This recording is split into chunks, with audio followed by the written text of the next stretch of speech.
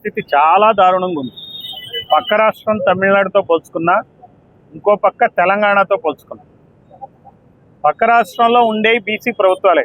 అక్కడ రెడ్లనే నాయుళ్ళనే కమ్మలు ఉన్నారు. అక్కడ వాళ్ళు మంత్రులు అవుతారు, అంతేగాని బీసీల చేతిలోనే అక్కడ తమిళనాడులో ప్రభుత్వం ఉంటుంది.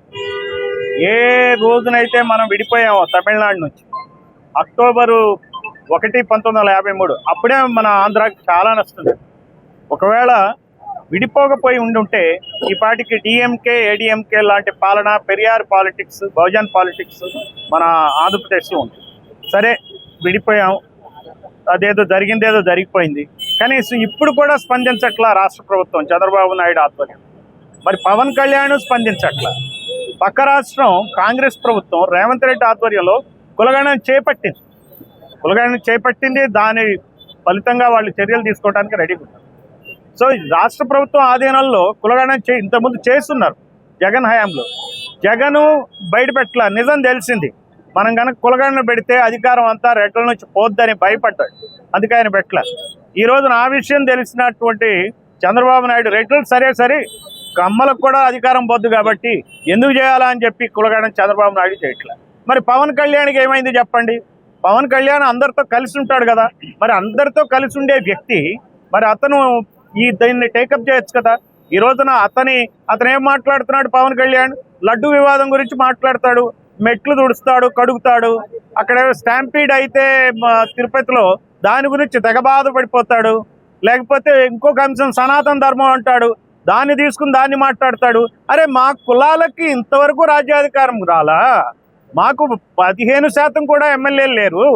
ఈ రోజున మీరు మరి కులగణన చేసి మేమెంతో మాకంతా ఎమ్మెల్యే సీట్లు ఇవ్వాలా? అసెంబ్లీలో చేరాలా? ఉద్యోగాల్లో ఇవ్వాలా? మరి వ్యాపారాల్లో ఇవ్వాలా? మరి నువ్వెందుకు పవన్ కళ్యాణ్ నాకు చెప్పు. మరి ఏం మారుస్తావు నువ్వు? ఊరికినే హిందుత్వవాదంతో కూర్చుంటే ఎట్లా? మొన్న వాళ్ళేమో విహెచ్పి వాళ్ళు మీటింగ్ పెట్టారు ఎక్కడ, విజయవాడలో. జనవరి 5 లక్షల మంది జనం వచ్చారు. ఏమంటారు వాళ్ళు? దేవాలయాలు వాళ్ళకి అప్పచెప్పాలంట, హిందువులకు అప్పచెప్పాలంట. అంటే నేనంటాను, హిందువులంటే బీసీలు, ఎస్సీలు, ఎస్టీలు ఉన్నారు కదా.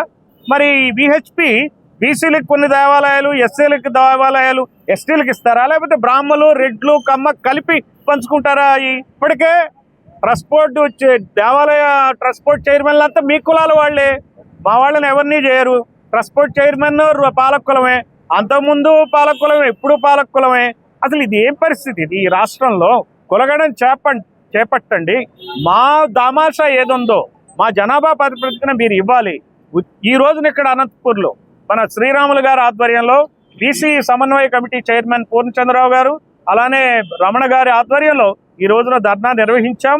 ఈ సందర్భంగా మేము ప్రభుత్వాన్ని ఒకటే కోరుతున్నాం, కనీసం రేవంత్ రెడ్డి ప్రభుత్వం కన్నా మెరుగ్గా కనపడాలంటే కులగణన వెంటనే చేపట్టాలి చంద్రబాబు.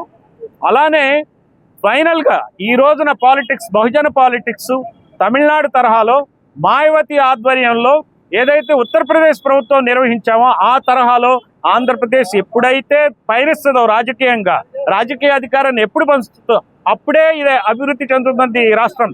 లేకపోతే ఈ రాష్ట్రం కొంతమందే అభివృద్ధి చెందుతున్నారు. మీరున్నది 10%, 90% భూములన్నీ మీ చేతుల్లోనే ఉన్నాయి, 90% వ్యాపారాలన్నీ మీ చేతుల్లోనే ఉన్నాయి, ఛానల్స్ అన్నీ మీ చేతుల్లోనే ఉన్నాయి, పేపర్లన్నీ మీ చేతుల్లో ఉన్నాయి. మీరే కాంట్రాక్టర్లు అయితే ధనికులు మరింత ధనికులు అవుతారు. మరి మేమెప్పుడైతాం? అంటే బీసీలని ఇట్లా అసంపూర్ణ ప్రజాస్వామ్యమేనా?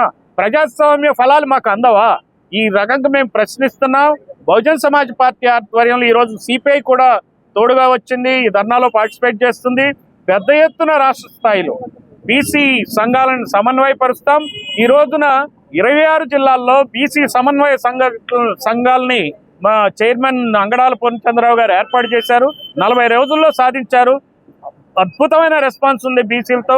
బీసీలారా కదిలి రండి, మనం ఏం చేయక్కర్లా, మనం ఎంతమంది ఉన్నామో ఈ ధర్నాల్లో చూపిస్తే చాలు. ఆటోమేటిక్గా ఎట్లయితే విశాఖ స్టీల్ ప్లాంట్ ఉద్యమం బహుజన్ సమాజ్ పార్టీ చేపట్టిందో, ఎట్లయితే ఒక ప్యాకేజీ రిలీజ్ చేశారో, అదేవిధంగా బీసీ కులగణన ఖచ్చితంగా చంద్రబాబు నాయుడు చేయకని తప్పని పరిస్థితులు మనం క్రియేట్ చేద్దాం. Thank you.